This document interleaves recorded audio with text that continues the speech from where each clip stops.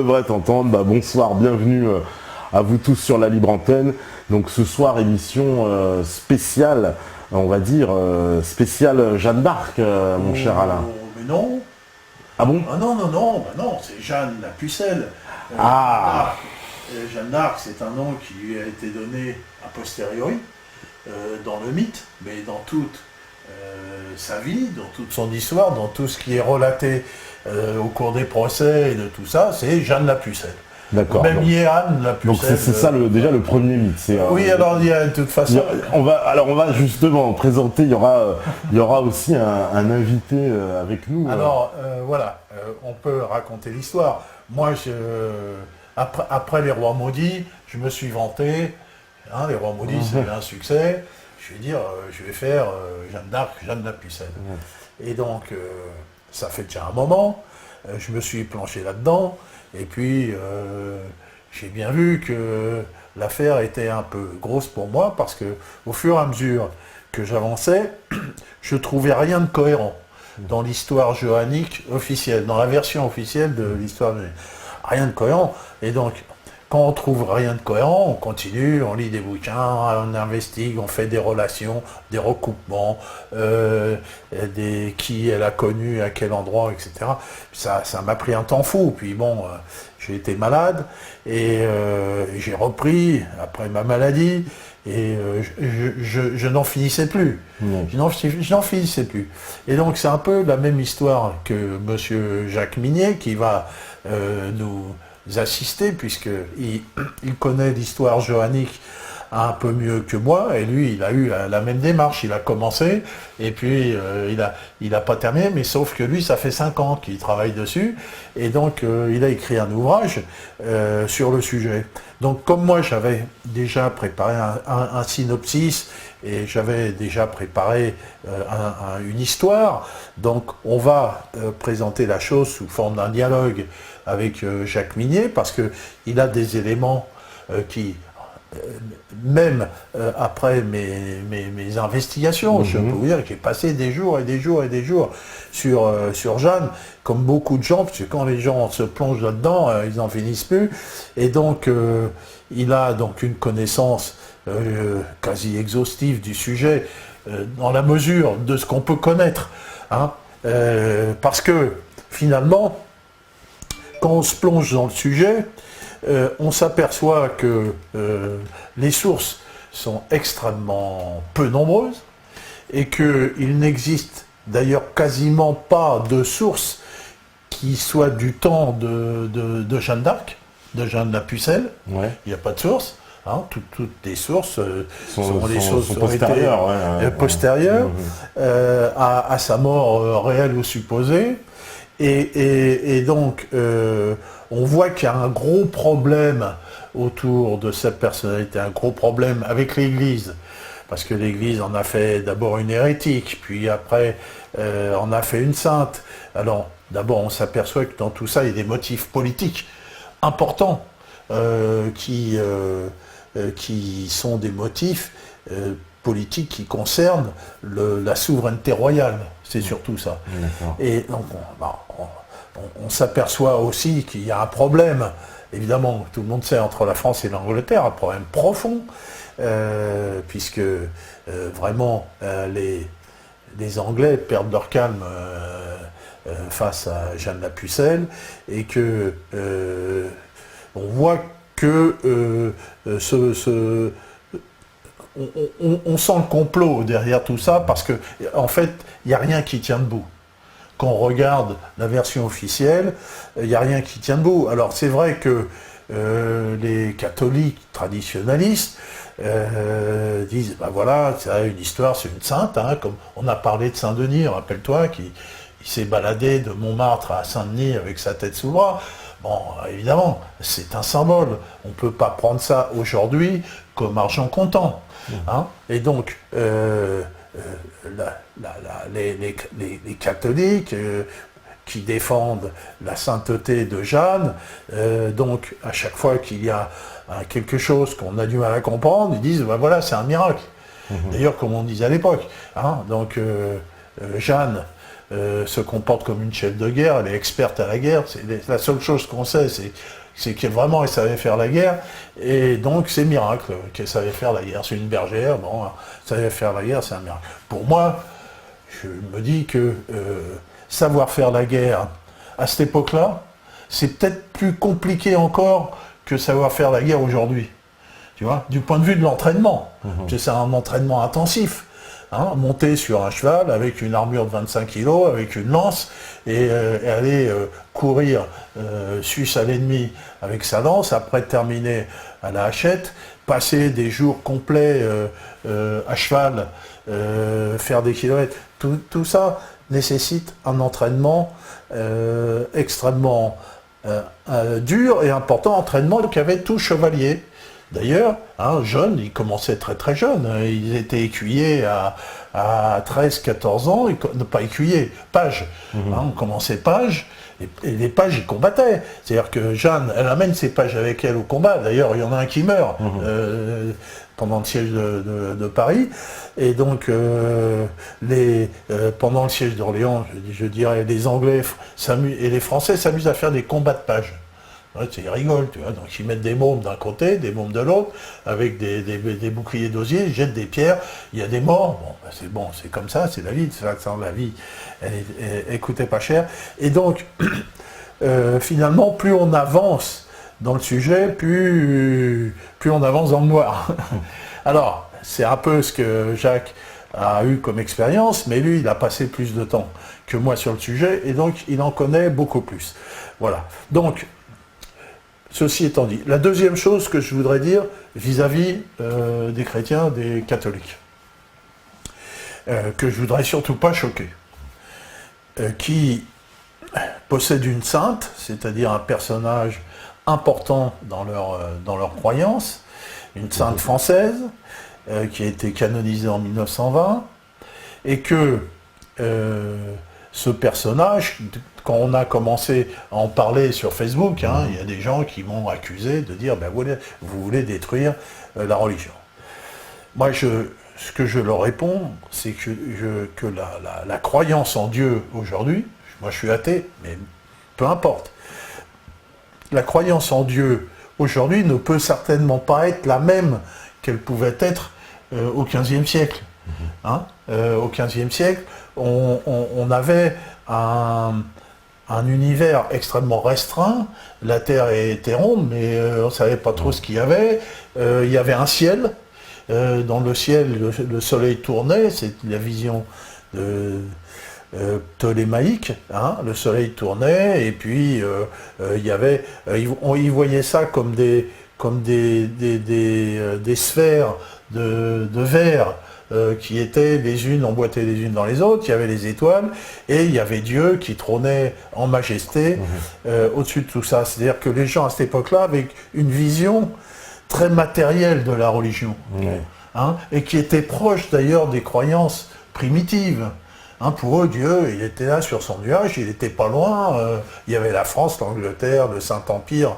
Bon, Dieu, il n'avait pas finalement beaucoup de boulot à cette époque-là. Mais aujourd'hui, il y a un univers, il y a des milliards d'étoiles, il y a des millions de planètes semblables à la Terre. Peut-être qu'il existe des gens extraterrestres. Moi, je suis persuadé que forcément il en existe selon la logique. Si tu veux, s'il y a eu de la vie ici, pourquoi il n'y aurait pas de la vie ailleurs? Donc, forcément. Donc, on a aujourd'hui une vision de Dieu beaucoup plus universaliste et qui concerne l'ensemble de l'univers, et que Dieu lui-même, il n'a pas changé. Le Dieu de maintenant, c'était le Dieu qu'il y avait avant. Donc pourquoi ce Dieu aurait, lui, choisi de soutenir la France plutôt que l'Angleterre? Je vois pas. Je vois pas pourquoi Dieu se doit, dans un conflit qui est un conflit de succession royale, le Dieu, s'il existe, devrait plutôt choisir un camp plutôt qu'un autre, d'autant plus que le clergé anglais, lui, il pensait que Dieu était de son côté. Donc l'histoire de dire que c'est Dieu lui-même qui a soutenu Jeanne d'Arc, même du point de vue de la croyance, ça ne peut pas tenir debout. Ça ne peut pas tenir debout. Voilà. Donc, je ne veux pas choquer les chrétiens, mais je veux donner une vision rationnelle de l'histoire de Jeanne.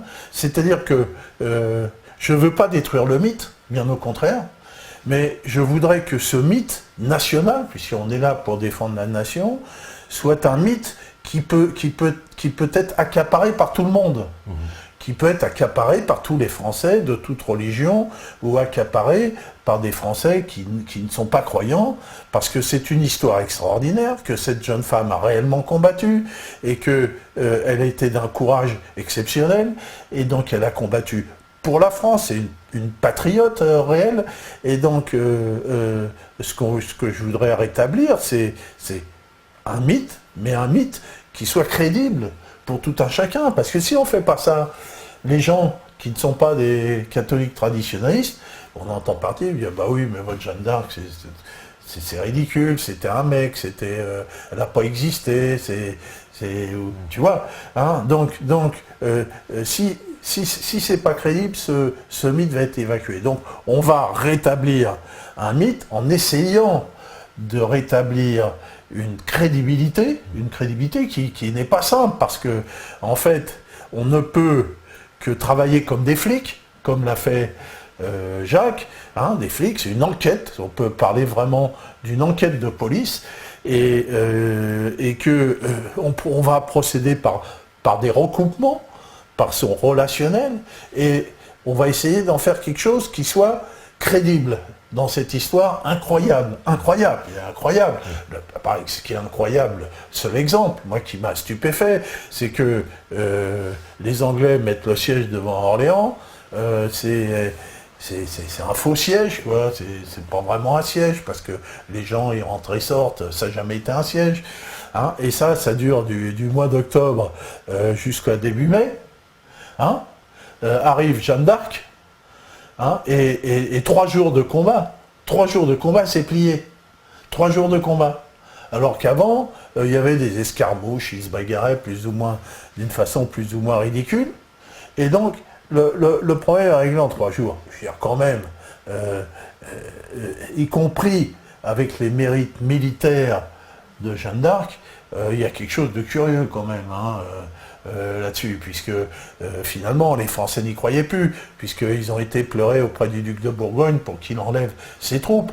Donc voilà la problématique, c'est que rien dans la version officielle n'est crédible, y compris du point de vue chrétien. Je parle du point de vue chrétien moderne.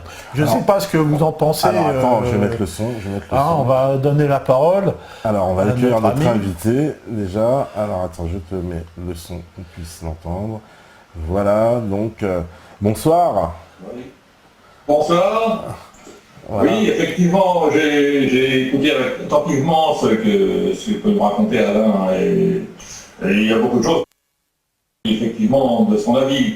Mais je vais peut-être apporter quelques compléments et puis peut-être quelques nuances. À savoir qu'effectivement, il ne faut pas considérer les choses de notre point de vue du XXIe siècle. Il faut considérer des gens du XVe. Or, contrairement à ce qu'il a dit, au XVe, on savait dans certains milieux que la Terre était ronde, mais l'Église prétendait toujours qu'elle était plate. Par ailleurs, effectivement, on peut se poser la question, Dieu était-il vraiment en retard? Parce que cette guerre qui durait depuis 100 ans, pourquoi fallait-il qu'il attende tout ce temps pour trouver une pucelle et pour enfin envisager d'y mettre une fin? On peut penser soit qu'il est de très mauvais stratège, ou alors c'est que les pucelles manquaient à l'époque, on ne sait pas. Mais en tout cas, il est certain que la préparation de cette émergence à l'histoire d'une jeune femme qui va mettre un terme à cette guerre de longue durée est quelque chose qui a été préparé de longue main, à mon avis. Et pour aller dans le sens de ce que disait Alain, on assiste à Orléans, non pas à un simulacre de bataille, mais à quand même quelque chose d'assez étrange.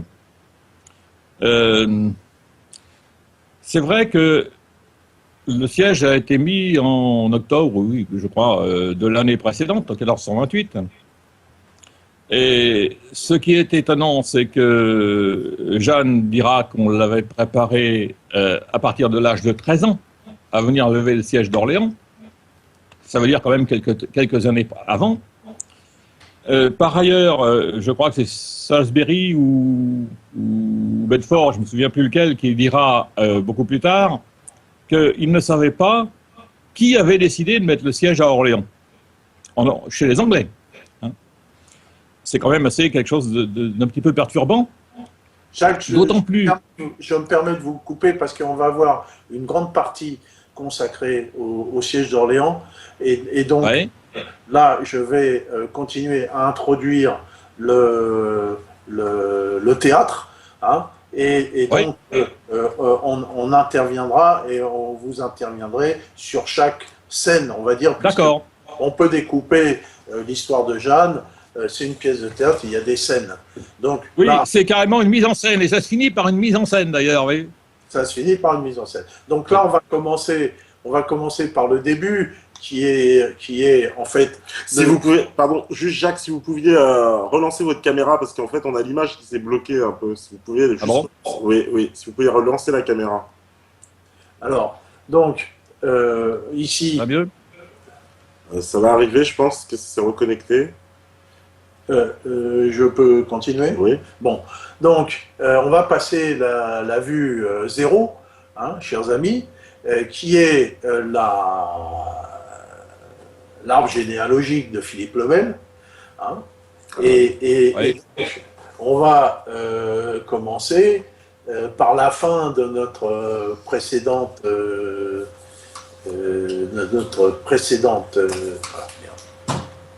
émission historique qui était sur les rois maudits et le problème de la dynastie capétienne qui va s'éteindre là. Donc il faut donc rappeler que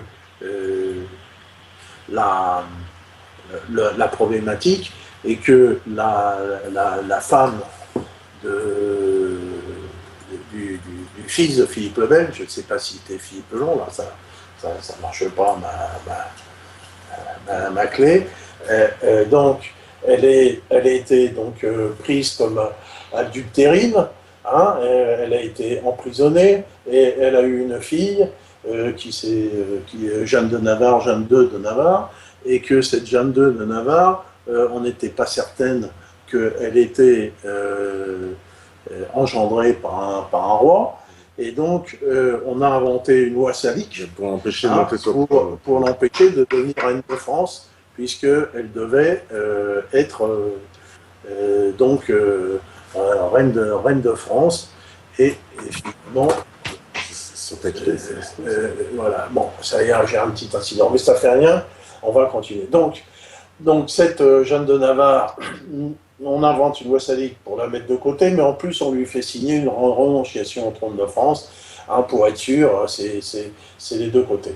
Bon, et donc d'un autre côté, Isabelle, la femme d'Édouard II, a un fils, Édouard III, qui est roi d'Angleterre, et qui lui dit votre loi salique, c'est du pipeau. Jeanne II de Navarre a renoncé au trône par écrit.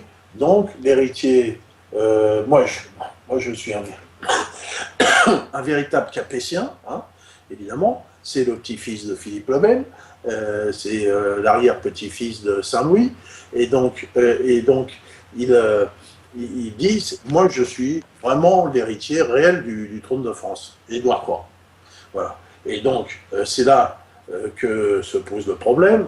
Derrière, les deux frères, les trois frères, donc, n'ont pas de descendance masculine. Hein. Et finalement, la dynastie va passer aux frères de Philippe le Bel, Charles de Valois, et qui a un fils, Philippe de Valois, donc Philippe VI, et donc la dynastie va passer des Capétiens aux Valois. Alors, donc c'est là où il y a un problème, et donc Édouard III veut absolument réclamer sa couronne. D'ailleurs, il a préparé les armes d'Angleterre. Les armes d'Angleterre, c'est un écarté avec les armes de France et les armes de Normandie.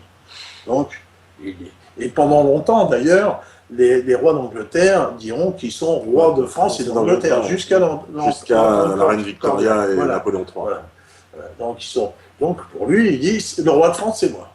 Et Philippe VI, il dit, le roi de France, c'est moi. Donc, il y a un gros souci. Et donc, la guerre de 100 ans commence avec la bataille de Crécy, et avec une bannière à la convocation de l'hoste royal. Sa bannière, donc il y a un chevalier banneret, autour il y a ces chevaliers qui sont en général des cadets d'autres maisons qui se sont loués à cette maison-là, il y a des écuyers, et donc il y a une hétérogénéité terrible, puisque certains amènent 20 hommes, d'autres 10, d'autres 100, d'autres 40, et donc il n'y a pas vraiment de chef dans cette affaire-là, et donc ces chevaliers n'ont qu'une manière de combattre, une seule et unique, qui est la charge de cavalerie lourde à la lance. Ils méprisent les armes de trait. Pour eux, ce ne sont que des manants. D'ailleurs, un chevalier ne doit pas utiliser d'armes de trait, mais ne doit soit combattre à la lance, soit en combat singulier à pied. Donc, une bataille, c'est un choc de deux cavaleries lourdes, puis après on met pied à terre, et puis c'est des suites de combats singuliers. Bon. Donc, on essaye dans cette guerre de faire des prisonniers pour prendre des rançons. Mais les Anglais, c'est pas du tout ça. Les Anglais, eux, ils ont une armée qui est complètement différente, puisque ils ont des gens qui sont sous contrat et soldés. C'est-à-dire ils recrutent essentiellement des roturiers, ou des roturiers riches, ce qu'on appelle les yeomen, et ces gens-là s'entraînent en permanence au combat, et ils utilisent essentiellement l'arc, ce qu'on appelle le longbow, qui est un arc puissant qui fait 2 mètres de haut, et donc le but de la guerre anglaise, c'est de tuer l'ennemi, carrément. Donc on tire dedans, on abat les chevaux, si le chevalier tombe, on va l'égorger, et les plus riches, on va les prendre pour les rançonner, mais souvent, comme à Crécy, comme à Azincourt, ils n'ont pas la capacité d'emmener tous ces prisonniers, et ils exécutent, en les égorgeant, une grande partie de leurs prisonniers. Donc, on a donc deux types d'armées qui sont différentes, et tant que les Français utiliseront toujours ce type de combat, ils seront toujours perdants, toujours, jusqu'au moment où ils vont commencer à comprendre qu'il faut déjà peut-être s'occuper des archers avant d'envoyer à la cavalerie haute. La première fois où ils le feront, c'est à la bataille de Crécy, puis on en parlera plus tard, c'est l'arrivée des armes à feu, c'est-à-dire que la France croit aux armes à feu, surtout grâce à Yolande d'Aragon, et qui, elle, pourvoit l'armée française en armes à feu, et donc c'est l'utilisation des armes à feu qui va faire la différence contre l'Angleterre. Donc voilà, il y a ce problème dynastique. Au début, c'est une guerre dynastique, on ne parle pas d'anglais, on ne parle pas de français, il y a beaucoup de Français qui sont du côté anglais pendant longtemps, donc il n'y a pas d'histoire nationale. D'ailleurs, Édouard III est complètement francisé, il parle français, toute la noblesse parle français, il n'y a que les soldats, les yeomen, qui parlent le début de ce qui est l'anglais. Donc on voit bien cette différence fondamentale de culture guerrière qu'il y a, et on dit qu'avant Jeanne d'Arc, Jeanne la Pucelle, le ratio des combats, c'est les Anglais gagnaient à 1 contre 10 contre les Anglais, à peu près. Et ils gagnaient tout le temps, à 1 contre 10. après Jeanne la Pucelle, le ratio s'inverse. Hein, donc c'est aussi curieux. Bon, donc on en arrive là. Il y a aussi, à cette époque, il y a aussi un problème politique entre les deux partis qui ont une vision du pouvoir différent, qui c'est ce qu'on appelle le parti bourguignon et le parti armagnac, et le parti anglo-bourguignon, puisque on l'a déjà dit, l'Angleterre, depuis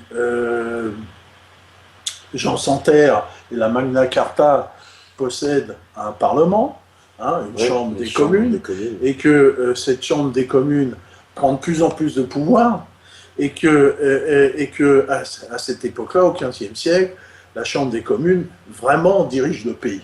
Le roi ne s'occupe que d'organiser la guerre, mais les lois sont faites par la chambre des communes. Alors il faut bien voir que le bourgeois français, lui, il regarde ça avec intérêt.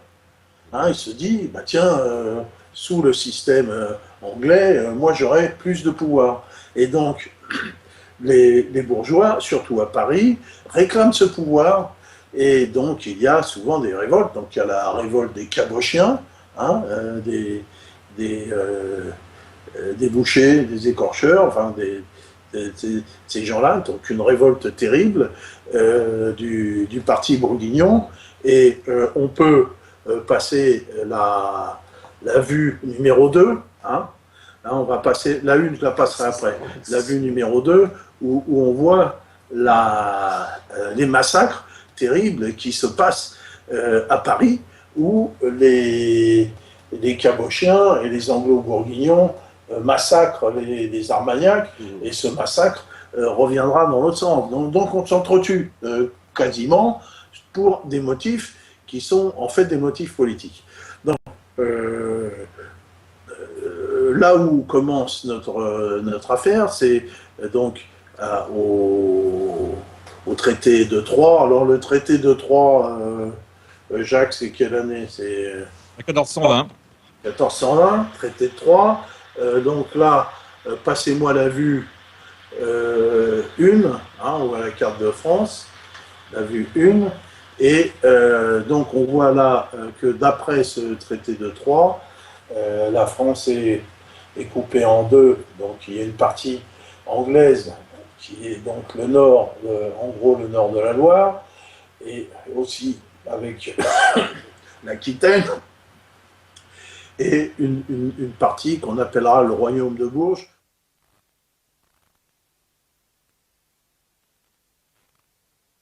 Ce qu'on appelle le royaume de Bourges. Voilà, un petit peu. J'ai un petit peu laissé la parole à Jacques qui va nous parler de la descendance de Charles VI, de ses 3 fils, et puis de Charles VII, et de la répudiation par Isabeau de Bavière de Charles VII. Comme ça, je pourrais me reposer un petit peu. Voilà, je laisse la parole.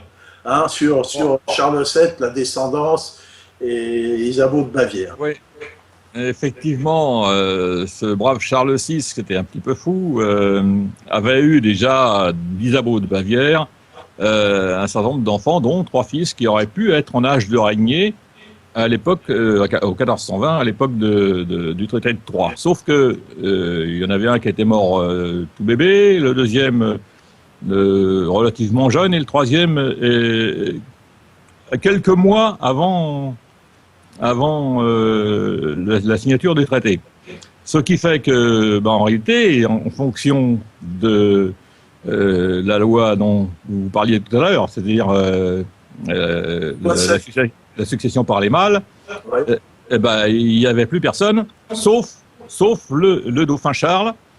Malheureusement, la reine Isabeau a déclaré dans le traité de Troyes que le dauphin Charles était un bâtard. Alors les bâtards, c'est bien, il y en a eu plein, ils étaient reconnus comme des princes et éduqués comme tels, sauf que ils ne pouvaient pas régner. Et bien évidemment, ça posait un sacré problème. Et pourquoi est-ce que la reine Isabeau a déclaré une telle chose? C'est que, en fait, depuis 1394, le roi et la reine faisaient non même pas chambre à part, mais domicile à part, puisqu'elle avait, elle, son propre hôtel particulier, l'hôtel Barbette, dans le quartier du Marais, et que le roi en avait un de son côté. Et en réalité, Isabeau, qui était encore une très belle femme, avait encore quelques aspirations, et il y avait évidemment des gens qui tournaient autour, dont le propre frère du roi, Louis d'Orléans, duc d'Orléans. Louis était un homme à femme, apparemment, et il n'est pas exclu, en tout cas c'est mon point de vue, qu'il soit le père du dauphin Charles, puisque ce dernier est né, je crois, en 1397, ou non, en 1403. Oui, je crois que c'est en 1403, en fait. Et donc, il ne pouvait en aucun cas être le fils de Charles VI. La reine aura un autre enfant, quelque temps plus tard, en 1407, dont on dira qu'il était un enfant mort, pratiquement à la naissance, soi-disant Philippe, mais en réalité, on n'a trouvé trace nulle part, même pas dans les caveaux princiers de la basilique près de Paris, là. Et donc, on est amené à douter réellement de l'existence de ce Philippe. Par contre, il n'est pas exclu que ce bébé n'ait pas été un mâle, mais ait été un enfant qu'on appelle intersexué, c'est-à-dire dont le sexe n'était pas encore parfaitement déterminé à la naissance. Et comme il s'agissait à l'évidence d'un enfant adultérin, il était difficile de le reconnaître comme un bâtard princier, et donc on en a eu un petit peu honte, d'autant plus que de nombreux libelles circulaient déjà dans Paris. Et on aurait pu penser, on aurait pu craindre que c'était la punition du ciel, que cet enfant ne soit pas tout à fait normal, dans la mesure où c'était un enfant adultérin. Donc on l'a probablement caché. Et à partir de là, on se pose la question de savoir est-ce que cet enfant n'était pas la future Jeanne. Or, on verra beaucoup plus tard, j'avance peut-être un peu vite, mais que Jeanne aurait très bien pu s'appeler autrement, notamment Claude. Et Claude est un prénom ambivalent. Oui. On y reviendra sans doute plus tard. Oui, on y reviendra. Donc, j'ai un petit incident par rapport au suivi. Donc, on va maintenant s'intéresser à l'environnement johannique. Hein. C'est-à-dire que la légende l'a fait naître à Domrémy, en Lorraine. Et il y a déjà un petit souci, c'est que à l'époque, Domrémy n'est pas en Lorraine, mais en Barrois, et que la limite entre le Barrois et la Lorraine, c'est la Meuse, puisque on appelle ça le Barrois flottant. Cette limite sur la Meuse a été imposée par Philippe le Bel, et donc il y a cette partie, Barrois flottant, qui a été lorrain, qui ne l'est plus, qui est peut-être champenois. Finalement, on ne sait déjà pas au départ si notre pucelle est du Barrois, de Lorraine ou de Champagne. Bon, en fait, elle est du Barrois, et que dans cet espace, il y a des choses extrêmement intéressantes, parce qu'on s'aperçoit que le duc de Bar est devenu, que René d'Anjou, hein, est le successeur du duc de Bar, Et René d'Anjou est le fils de Yolande d'Aragon. Voilà. Déjà, on trouve, parce que moi j'étais parti sur une piste, Yolande d'Aragon, je me suis dit, cette femme-là, elle est quand même extraordinaire, c'est une maîtresse femme. Yolande d'Aragon dirige, enfin, c'est plutôt Yolande d'Anjou, parce qu'elle n'aura jamais régné sur l'Aragon. En fait, son mari, lui, guerrois en Italie, hein, il est dans le parti guelfe, puisque les Anjou sont rois de Naples, et que défendent le pape contre le Saint-Empire. Hein, donc ce serait un grand ennemi du Saint-Empire, des Hohenstaufen. Et donc, il ne s'occupe que de l'Italie. Il mettra très peu les pieds en France, hein, l'Italie qui est en plein Quattrocento à l'époque, et ça l'intéresse beaucoup de jouer un rôle politique très important. Donc Yolande d'Anjou gère son patrimoine, c'est une organisatrice, une marieuse, elle a marié sa fille à Charles VII, hein, elle pourvoit Charles VII en maîtresse, puisque Charles VII avait un harem, on peut dire réellement un harem, et que donc au travers de ces femmes, elle possède des femmes qui sont à la fois des intrigantes, des espionnes en fait. Hein. Elles sont là pour espionner, pour coucher et pour rapporter. Donc, elle a quand même réussi à faire adopter son fils par le duc de Bar, qui est un évêque, et donc, cardinal même. Cardinal, voilà, cardinal. Et donc, René d'Anjou est l'héritier du Barrois, et ensuite, elle fait marier René d'Anjou avec Isabelle, la fille du duc de Lorraine. Donc, la maison d'Anjou s'étend à l'est, hein, le Barrois, la Lorraine. On verra que la Lorraine, c'est important, parce que Jeanne, avant de partir à Chinon, ira rencontrer le duc de Lorraine. On peut se demander pourquoi.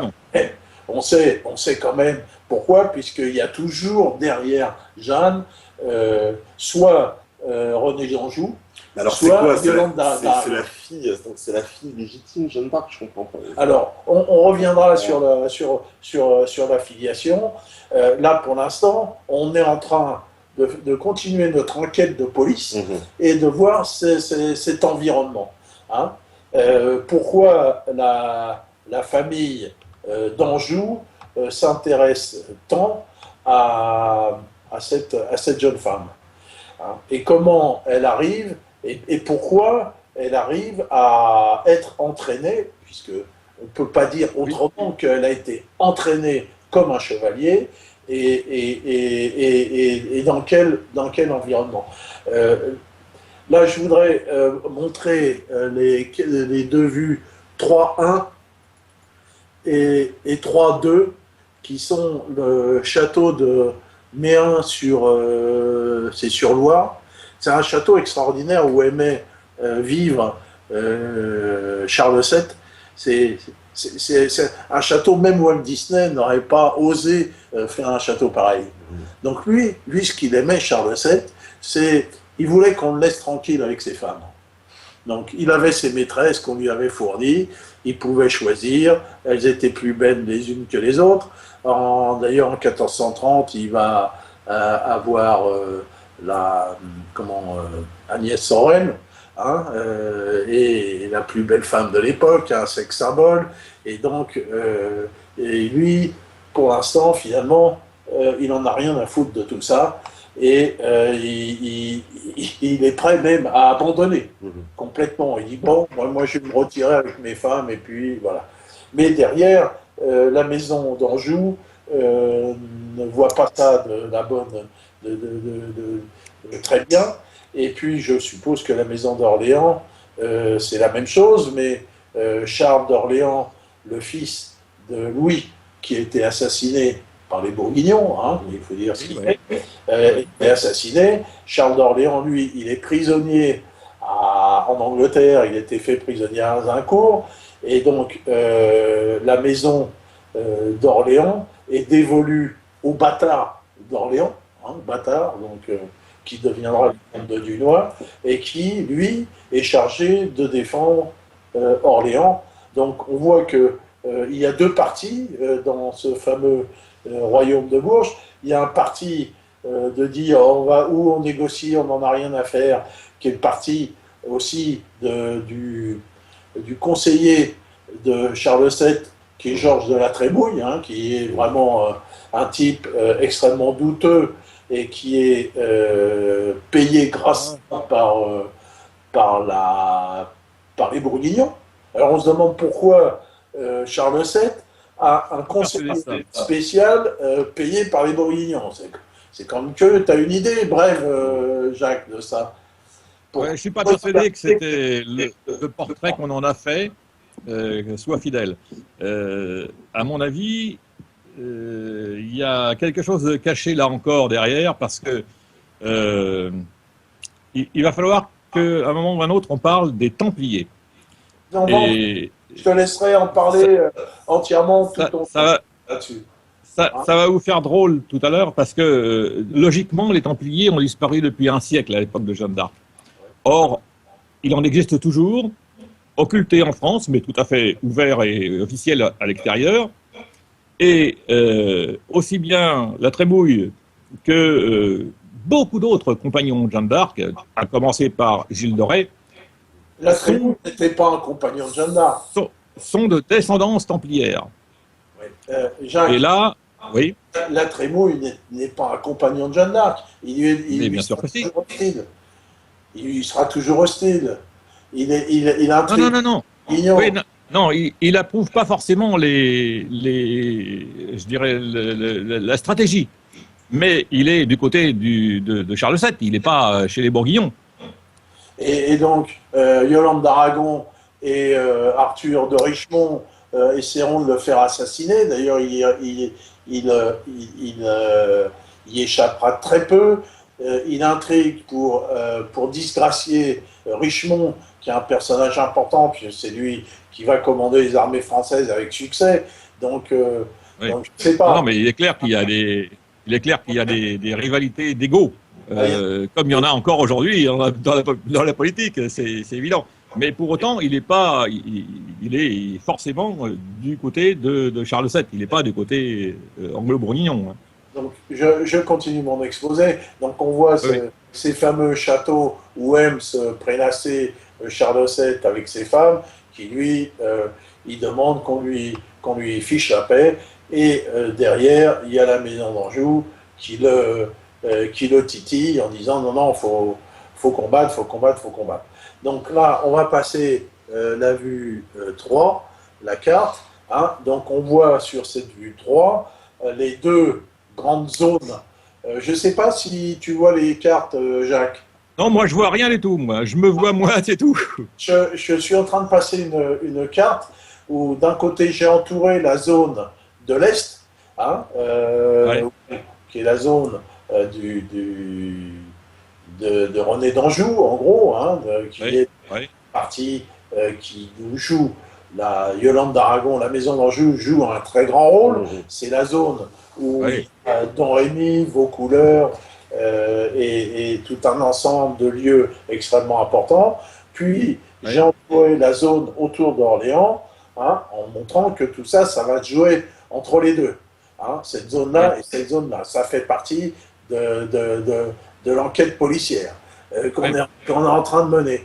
Donc là, je vais bientôt te redonner la parole sur cette partie-là.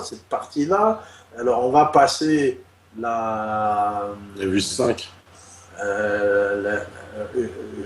Alors, voilà, donc c'est une vue. Où sont les images? Pardon? Voilà, donc il y a la vue 4 qui est une vue un peu plus proche, où on voit où se situe Don Rémy, le fameux ermitage que Jeanne fréquentait, où se trouve le Gondrecourt, là où Bertrand de Poulengy résidait, qui est à 15 km. Bertrand de Poulengy qui accompagnera Jeanne jusqu'à Chinon, hein, et que lui, il fréquentait la maison des Arcs. Bertrand de Poulengy, c'est le seigneur du coin. Hein, oui. Donc il a un château et il fréquente assidûment la maison des Arcs. Il connaît l'arbre aux fées, il a témoigné. Donc pourquoi le seigneur du coin fréquente la maison des Arcs? Jacques va nous le dire tout à l'heure. Il y a au nord, on voit un peu plus au nord, il y a Vaucouleurs, où réside Robert Baudricourt, qui lui est un proche de René d'Anjou. Hein, c'est son chambellan, un très très proche. Donc c'est lui qui va permettre à Jeanne de partir à Chinon. Hein, donc on voit en haut Bar-le-Duc, où réside le duc de Bar. Tout ça c'est pas loin. Bertrand de Poulengy, qui est proche de Domrémy, aussi est un vassal de René d'Anjou. Donc on se retrouve dans cette situation, donc dans une zone d'influence notoire de la maison d'Anjou. Et si on passe la vue, voilà, la vue 6, hein, on n'est pas dans... Je donnerai les ordres. Là, on voit une vue, je dis pour Jacques, c'est une vue de Domrémy. Ça, c'est le village, ça. Voilà, hein, une vue de Domrémy. On voit en rond la situation de la maison supposée de Jeanne, et on voit à droite la Meuse, et qui est la limite entre... À droite de la Meuse, c'est le Saint-Empire, et à gauche, c'est la France. Hein, donc, et Jeanne est à la limite de la Lorraine. Donc à droite, c'est la Lorraine. La Lorraine est dans le Saint-Empire et pas dans la France. Et à gauche, on est dans ce qu'on appelle le Barrois flottant, c'est-à-dire l'ex-Lorraine, qui était annexée au temps de... Alors c'est une zone un peu curieuse, un peu un no man's land. Hein. On ne sait pas trop tout ça qui règne là-dessus. Et tu m'as dit aujourd'hui, Jacques, qu'à Domrémy, il y avait le château de Lille. Alors peux-tu nous parler là, juste du château de Lille? Ouais. De Lille. C'est simple. Oui, de Lille avec l'apostrophe, comme une île, quoi. Et ce château était effectivement un château qui était dans le centre de Domrémy, puisque si vous regardez la carte, vous l'avez sous les yeux. Enfin, je l'ai pas moi. Hein, j'aimerais bien. J'ai aucune image de vous là. Mais bon, j'imagine, je connais bien cette carte. Il y a sur la Meuse, il y a une espèce de fourche à l'entrée du village. Il y a deux bras de la Meuse qui se rejoignent et au milieu une île. Est-ce que vous la voyez? Alors, est-ce qu'on la voit? En tout cas, à cet endroit-là, il y avait effectivement le château, ce qu'on appelait la forteresse de Lille. Oui. Est-ce que c'était un grand château? Je ne sais pas. C'était tout simplement quelques hauts murs. Mais une chose est sûre, c'est que à partir de 1420, et 1420, c'est une date pivot dans cette histoire, parce que à partir de 1420, c'est-à-dire de la signature du traité de Troyes, c'est en 1420 également que Yolande d'Aragon marie son fils René à la fille du duc de Lorraine. René n'a alors que 12 ans. Mais bon, on mariait les enfants jeunes à cette époque-là, sauf que effectivement, c'est pas lui qui décide. Or, pour que René d'Anjou devienne d'abord comte de Barrois, puis ensuite il a été élevé en duché, il lui fallait d'abord résoudre un problème qu'il avait avec les comtes de Luxembourg, les ducs de Luxembourg.